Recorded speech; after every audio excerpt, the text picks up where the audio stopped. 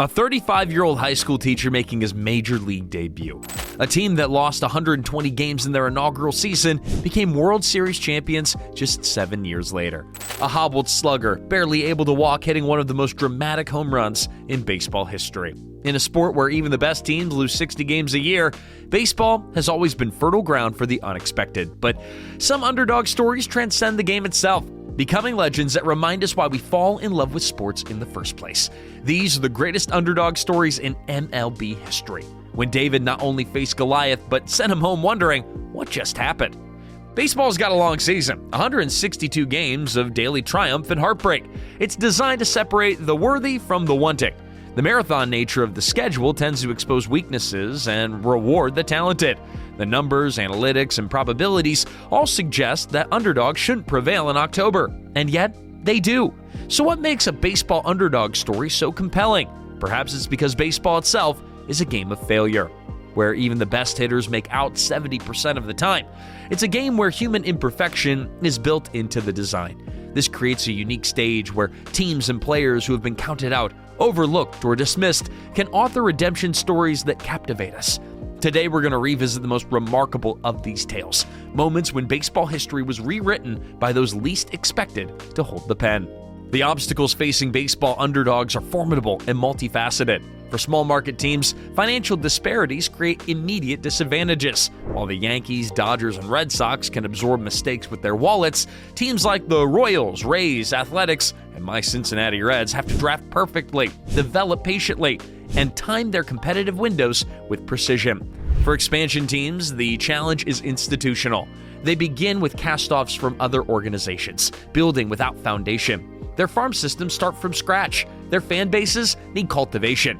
The 1969 Mets, for instance, began their existence in 1962 with a record 120 losses and became known as the lovable losers. Creating a winning culture from such humble beginnings requires extraordinary leadership and vision. For cursed franchises like the pre-2016 Cubs, the weight of history also becomes tangible. Each October failure adds to the narrative of inevitable disappointment. The pressures intensify with every generation, creating a psychological burden that can suffocate talent. And then there are the individual underdogs, players deemed too short, too old, too flawed, or simply not talented enough. They face a constant barrage of doubt from scouts, executives, and oftentimes fans. They have to not only perform on baseball's biggest stage, but do so while carrying the weight of everyone who said they couldn't. What unites these various underdogs is resilience, an almost irrational belief in possibility when logic suggests otherwise. They embrace adversity as identity rather than an obstacle. They find motivation in dismissal, strength in being overlooked, and occasionally, gloriously, they prove that baseball's beauty lies in its unpredictability. The 1969 Miracle Mets represent perhaps the purest underdog story in baseball history. This wasn't just about overcoming odds in one season, it was about defying the very identity the franchise had established. For their first 7 years of existence, the Mets were baseball's punchline, never finishing higher than 9th place. Manager Casey Stengel once famously asked, "Can't anyone here play this game?" Then came 1969. Under manager Gil Hodges, a collection of youngsters like Tom Seaver, Jerry Koosman, and Nolan Ryan combined with veterans like Don Clendenin to produce magic. They won 100 games despite being picked by experts to finish no higher than 3rd in their division. But their greatest challenge awaited in the World Series, the 109-win Baltimore Orioles, featuring future Hall of Famers Frank Robinson, Brooks Robinson, and Jim Palmer, a team considered one of the greatest in baseball history. The Mets lost Game 1, then remarkably won 4 straight, including 3 one-run victories that seemed to defy explanation. The clinching Game 5 featured defensive plays so improbable that Orioles players could only shake their heads in disbelief. Even Brooks Robinson, maybe the greatest defending third baseman ever. When Cleon Jones caught the final out, it represented more than a championship. It was the completion of the most rapid transformation any sports franchise had ever undergone. Now fast forward to 1988, when the Los Angeles Dodgers, led by the Bulldog Orel Hershiser's record 59 consecutive scoreless innings, faced the mighty Oakland Athletics in the World Series. The A's, with the Bash brothers, Mark McGwire and Jose Canseco, had won 104 games and were overwhelming favorites. With the Dodgers trailing by a run in the bottom of the 9th, 2 outs and a runner on base, manager Tommy Lasorda called on Gibson to pinch hit against Dennis Eckersley. baseball's most dominant closer. Hobbling to the plate, Gibson fell behind in the count. Then, the Dodgers, empowered by this movement, went on to shock Oakland in 5 games. The 2002 Anaheim Angels provided another testament to underdog determination. A franchise with no World Series appearances in its 42-year history, they faced Barry Bonds and the 98-win San Francisco Giants. Down 3-2 in the series and trailing 5-0 in Game 6, their season appeared finished. Then came the Rally Monkey, the team's video board mascot, and an improbable 6-run comeback highlighted by Scott Spezio's 3-run homer. They would win Game 7 the next night, completing a championship run that few thought possible. The 2019 Washington Nationals authored perhaps the most unlikely in-season turnaround. After losing Bryce Harper to free agency, they stumbled to a 19-31 start. Their playoff hopes all but extinguished. What followed was remarkable. They rallied to earn a wild-card berth, then survived elimination 5 times in the postseason, including coming from behind in the 8th inning or later in all 5 elimination games.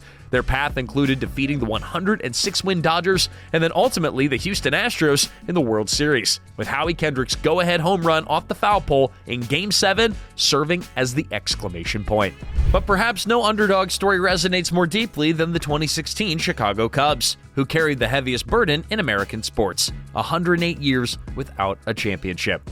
Their curse was so embedded in American culture that it had become something larger than baseball, a multi-generational exercise in heartbreak and gallows humor.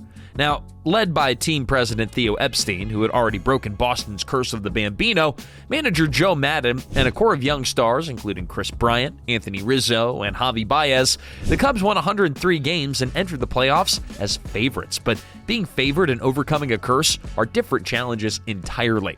Now, after defeating the Giants and Dodgers, they faced the Cleveland Indians in the World Series, themselves carrying a 68-year drought.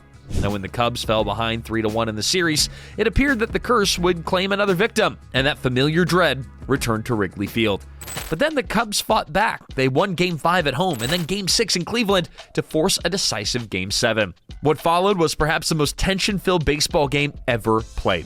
A contest that seemed to encapsulate 108 years of hope and heartbreak in 9 innings, and then some. The Cubs built a lead, then saw it disappear when Rajai Davis hit a game-tying home run off closer Aroldis Chapman in the 8th inning. Now, Wrigley Field, watching on screens 1,000 miles away, fell silent, or mostly silent. Now, Cub fans everywhere felt that familiar sensation. Fate once again conspired against them. But then came a twist that no scriptwriter would dare propose: a 17-minute rain delay before the 10th inning. During this pause, veteran Jason Hayward gathered his teammates for an impromptu meeting. "We're the best team in baseball," he told them. "Now, let's go out and prove it." When play resumed, the Cubs scored twice, with Ben Zobrist delivering a go-ahead double. But then, Cleveland rallied again, scoring once and putting the tying run on base before Michael Martinez grounded out to third baseman Chris Bryant, whose smile began even before his throw to first. Now, as Anthony Rizzo caught the ball and then thrust it skyward, Cub fans everywhere experienced something that they had never known: the sweet release of a championship.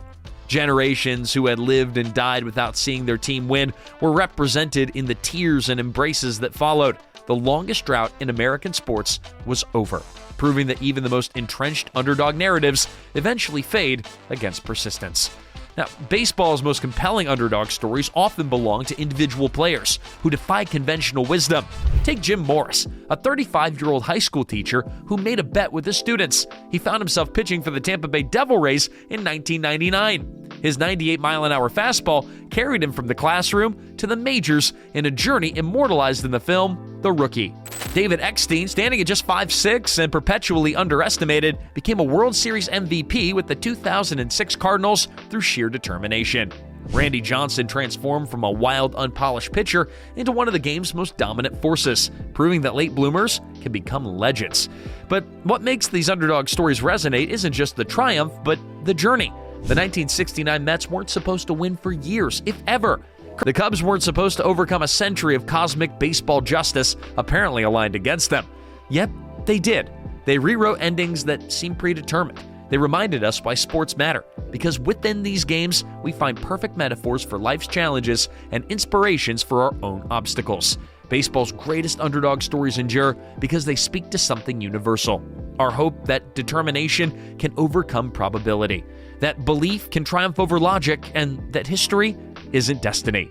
What's your favorite baseball underdog story? Was it one of these legendary teams, or perhaps a personal connection to a player who defied the odds? Maybe it was your local high school team, or even your own playing experience. Share your stories in the comments below. And hey, if you enjoyed this journey through baseball's most inspiring comebacks, be sure to subscribe for more videos celebrating the heart and drama of America's national pastime. As these underdogs have shown us, in baseball, as in life, it's not always about who's favored, but who refuses to accept the roles that they've been assigned.